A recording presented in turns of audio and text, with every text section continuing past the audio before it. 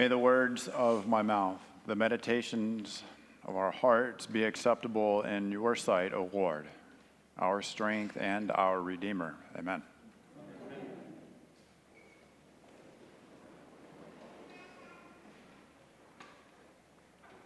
So we have these very well-known stories, actually two of them, in our gospel today. We've got the feeding of the 5,000. We've got the story of the walking on water. And this, I don't know, for the preacher, me, this presents kind of like a choose-your-own-adventure, I guess, of sorts. And so to spare us all from two sermons today, I think what I'd like to do is just pick one, if that's all right with you, and just kind of run with it. So I'm thinking I'm going to go with the feeding of the 5,000. And if you are looking forward to the walking on water, it'll come back around, so don't worry. So the feeding of the 5,000. This is the only miracle that appears in all four of the Gospels. A little trivia there. And so today we get the version in the Gospel of John. But these events that we call miracles, right? In Matthew, Mark, and Luke, this feeding of the 5,000 is called a miracle. These events we call miracles in the other Gospels. John calls these signs, if you've noticed. And it says today, a large crowd was following Jesus because they saw the signs that he was doing. And so I think this is an interesting and useful distinction to think of these miracles as signs. I think about our sign out in the parking lot, the one over by the hospital. That says St. Patrick's on it. It's got the little blinking lights that tell us what the service times are. And so that sign out there, even though it says on it St. Patrick's, that is not St. Patrick's, right? It only calls our attention to what's going on in here. It only points to this larger reality in here of what God is doing in this community, in this building. And so that's kind of how John thinks about miracles. They're merely signs. They call your attention to something larger that God is doing in the world. These signs, for John, they are never, ever, that is not St. Patrick's. Signs are never a means to an end in of themselves, right? They are always draw your attention to a deeper understanding of who God is, of what God does in the world, and who God cares about, what God cares about. In John's gospel, Jesus uses signs to grab our attention and to invite us in. Just like that sign in the parking lot, it grabs our attention, it invites us into the life, into the creative work of God. So if that outside sign, that miracle that Jesus does, if that, say it's a physical healing, it always points to the inward healing, the inward acts of the soul. If the sign out there, if the sign is the healing of the blind, it always points to a new way of seeing, a new understanding of reality. Or like today, if the outward sign is the feeding of 5,000 hungry people, it really points to God satisfying what we're really hungry for. That deep hunger in our souls. The feeding of the 5,000, it's about our hunger for meaning. It's about the hunger of that crowd searching for belonging, for wholeness. That was the real bread that Jesus was handing out that day. With the feeding of the 5,000, that is a sign that is always about many, many things. It's about God's unbelievable, incredible abundance. It's about God's provision. It's about God's generosity. About God feeding people in the wilderness. Jesus was not a magician like you would hire at your kid's birthday party. Jesus, he did not care about doing party tricks that would just kind of get fame or popularity. Jesus was always about transforming souls and getting people to go beyond the limits of their old mind, to metanoia. And if that kind of took a mind-blowing act, then so be it. I think it's, really easy sometimes for us to kind of get hung up on miracles themselves and go to that place in our heads where we ask, did that really happen? How did he do that? Maybe that was just like a stone soup kind of thing, that feeding of the 5,000. But I like what Brian McLaren, the author, has to say about this. He says when it comes to the miracle stories, perhaps we should consider a third viewpoint, apart from kind of the traditional, yes, it happened, or no, it didn't. And instead ask, what happens to us when we imagine miracles happening? How do these stories challenge our assumptions about the way the world kind of always works? How do these stories help us to imagine new and more and expanded life? McLaren asks, how do these signs, these stories empower us to play a catalytic role in co-creating new possibilities for the world tomorrow? How do they empower us to play a catalytic role in co-creating new possibilities?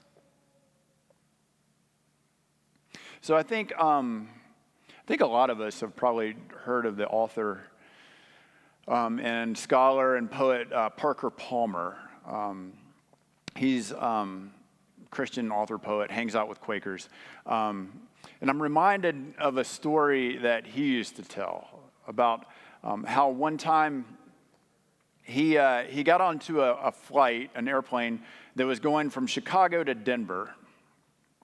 And after the plane had left the gate at the airport, it just stopped on the tarmac, and then the engine cycled down. And then the pilot comes on and he says that thing that none of us want to hear. He says, there's severe weather over Denver, and we can't get back to the gate, so we're just going to have to sit here on the tarmac for a few hours and wait it out.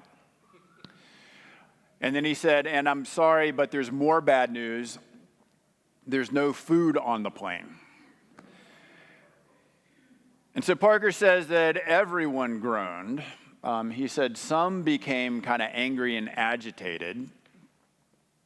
But then he says one of the flight attendants came on and she said, we know that you are hungry, so we have an idea. She said, what we're going to do is we're going to pass around baskets, and everyone needs to put something in. It doesn't matter what. It could be like a pack of crackers. It could be candy, Rolaids, chewing gum, anything. And she said, you don't even have to put in food. She says, if you don't have any food, you can just put in a business card or maybe a bookmark or, maybe a picture of your kid, something. She said, the point is that everyone puts something in, and then what we're going to do is we're going to collect these baskets in the back of the plane, and then we're going to reverse the process. So we'll pass them forward, and everyone can take something out of the basket. Take out something that you want, take out something you need. And Palmer says what happened next was amazing. He said, first, the people stopped complaining. He said, and then people kind of started to root around in their pockets, in their handbags, or in their briefcases. And then he said, people started laughing, and then they started talking to their neighbors. He said what that flight attendant had done is that she had transformed a group of anxious people who were focused on their own needs, on themselves. They were focused on deprivation and scarcity. She said she transformed them into a gracious and sharing community. She created abundance. And so the flight eventually got to Denver, and Parker Palmer, as he was leaving the plane, the flight attendant was standing there, and he said, you know, there's a story in the Bible about what you just did. And she said, I know that story. That's why I did it.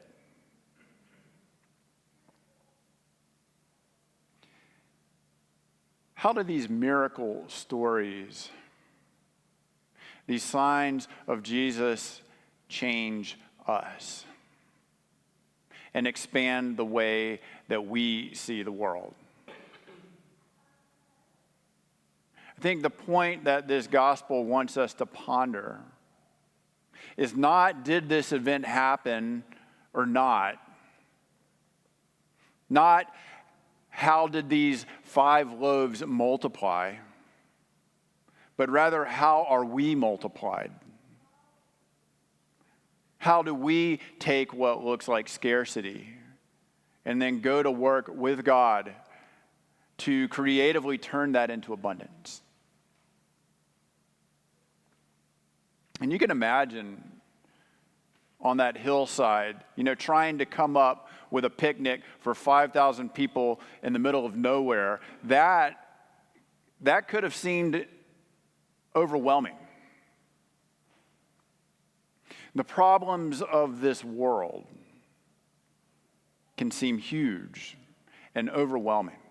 I mean, it's just kind of like, take your pick of the major world problems, right? Hunger, healthcare, politics, creation care, gun violence, the Middle East. I mean, just take your pick.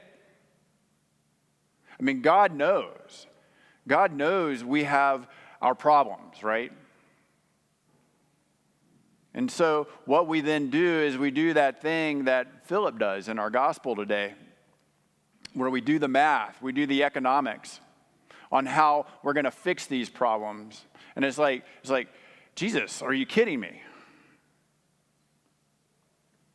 The world's needs are so big, and our efforts seem so small.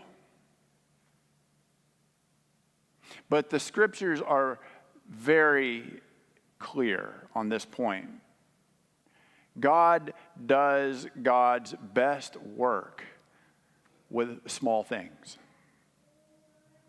God created a universe out of nothing. God puts flesh on dry bones. Jesus says the kingdom of heaven is like a mustard seed. God started a major movement in the world with a carpenter's son that changed the course of religion and history. And Jesus, he did that not by devoting his divine brain power to the large problems concerning the Roman Empire. He did that by paying attention to the little people, the least, the last, right in front of him, helping one person at a time, using very limited human resources, 5 loaves, 2 fish, to do incredible things. Today, this gospel gives us a sign.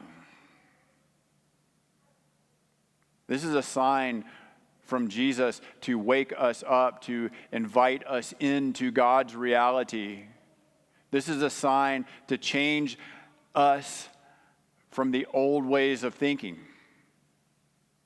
This sign gets our attention. It points us to a way, it directs us, and it shows us this way to abundant new life.